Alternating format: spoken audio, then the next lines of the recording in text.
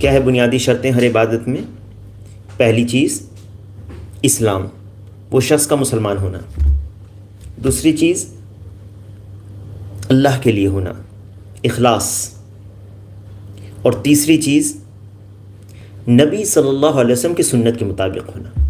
اگر یہ پہلے دو کو ملا بھی سکتے ہیں، کیونکہ یہ یعنی اللہ کے لیے اور اخلاص، اسلام میں اخلاص بھی ہے، لا الہ الا اللہ جب آپ کہتے ہیں تو اسلام کا پہلا رکن ہے، اس لیے دو بنیادی شرطیں بھی کہہ سکتے ہیں، ایک ہے توحید یا اخلاص ہونا، اور دوسرا یعنی شرک نہ ہو، اور دوسرا کہ رسول اللہ صلی اللہ علیہ وسلم کے سنت کے مطابق ہو، نبی صلی اللہ علیہ وسلم کے طریقے کے مطابق ہو۔